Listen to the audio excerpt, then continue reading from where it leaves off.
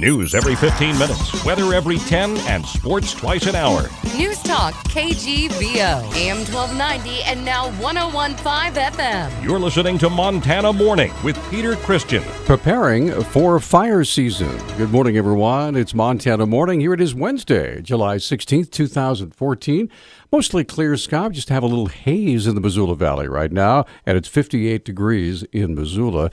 Our newscast this morning, sponsored by Dig It Excavating, bringing 30 years of excellence to your job. The number's 214-4292. Their website is digitmontana.com. At a meeting last night at the Lolo Community Center, various county officials shared with Lolo area residents what happened with the Lolo Creek Complex fire last summer. Captain Rob Taylor with the Missoula County Sheriff's Office emphasized the importance of having all important papers and other items ready to go long before any possible evacuation. Put those together with any medications you might need, any other important things that you need for work, anything that if you had to be displaced for up to, let's say, a week or 10 days, that would get you through the bare bones, and have them packed and ready to go. Fire forester with the Department of Natural Resources and Conservation, Ken Parks, said sometimes despite all the best plans, a wildfire can still cause millions of dollars in damage and take weeks to bring under control. Well, fires are a natural disaster, and as much as we'd like to hope and imagine that we can control these natural disasters, oftentimes Mother Nature has another idea, and no matter what sort of manpower or preparedness level you had when a fire decides to make a run of that size and nature, there's very little we can do to stop it. At one time last summer, it was the nation's #1 wildfire priority. State officials say about 30,000 more Montana residents are enrolled now in a health insurance plan than before the Affordable Care Act enrollment period took place. State Insurance Office Deputy Commissioner Adam Schaefer told the legislative panel yesterday his office surveyed the state's largest insurance companies to learn whether the number of uninsured decreased after the federal health care overhaul. The total number of uninsured people within the state was an estimated 195,000 in 2013. With 30,000 of those people now enrolled in a health insurance plan, Schaefer said that represents a 15.4% reduction in the total number of uninsured. Schaefer presented the preliminary findings to the Economic Affairs Interim Committee. He called the increase significant, saying people now have access to more than just emergency care.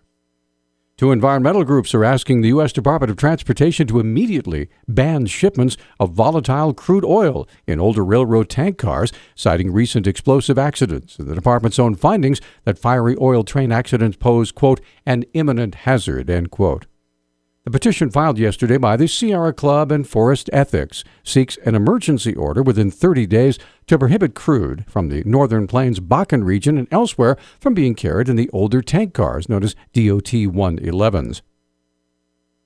Investigators have reported the cars rupture or puncture even in accidents at slow speeds. The Obama administration has said it will propose a new rule by the end of the month governing tank cars that transport oil and ethanol. Missoula community leaders held a press conference in Bonner Park yesterday to kick off a campaign supporting a $42 million bond issue to fund parks and trails that will appear on the November ballot. Citizens for Parks and Trails Group member John O'Connor says the funds will accomplish three main goals. It's going to establish a county trails program to connect communities, to better maintain the trails that already exist, and to expand the trail system. It's got a component to address the aging infrastructure in parks in Missoula City. And then the third component of it is to finally realize the dream of building Fort Missoula Regional Park. O'Connor said the Fort Missoula Regional Park will be an economic boon to the city and county. He cites Kalispell as one example. In Kalispell, for example, the last data we have is from 2011, but the tournament's only grown since then. There's a tournament up there called Three Blind Refs. It's a soccer tournament, and it's estimated that the 115 teams or so they bring in about $1.5 million into that community in one weekend. O'Connor says the bond would cost the owner of a median-priced home approximately $3 per month at property taxes or $37 a year for the next 20 years. A 14-year-old boy drowned while trying to swim to an island in a small lake just southwest of Miles City. Police say the boy was swimming in Spotted Eagle Lake Monday when he became fatigued and slipped under the water.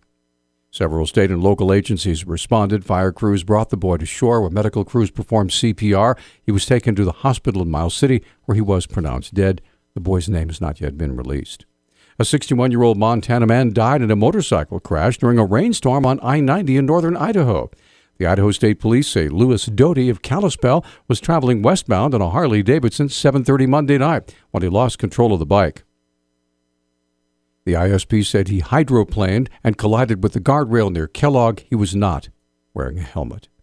The University of Montana was recently recognized internationally by the Center for World University Rankings for quality of education and training of students, as well as the prestige of faculty and quality of their research.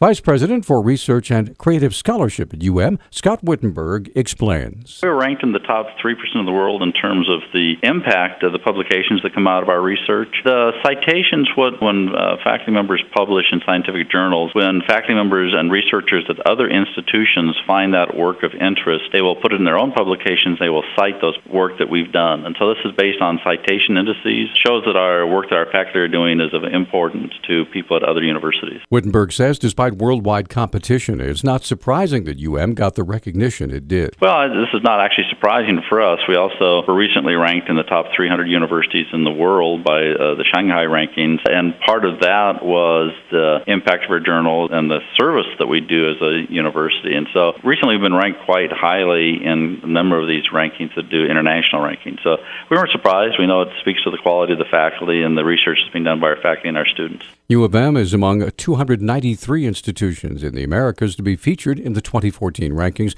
and was ranked number 177 in the country.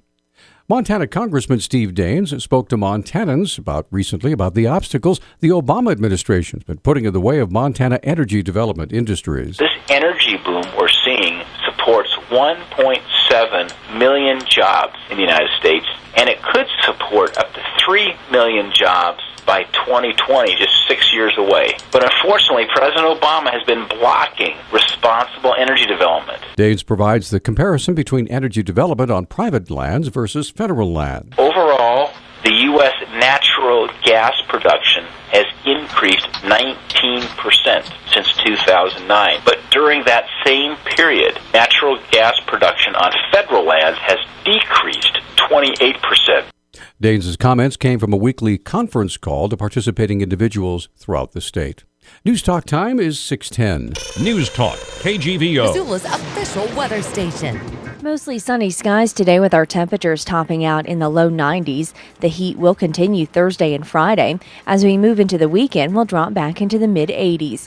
I'm meteorologist Brooke Foster for KECI 13, your first alert station. Thank you, Brooke. Right this very minute outside my patented exclusive weather window, we do have some high clouds. Not a bad looking morning out there. A little haze. We have 58 degrees in Missoula.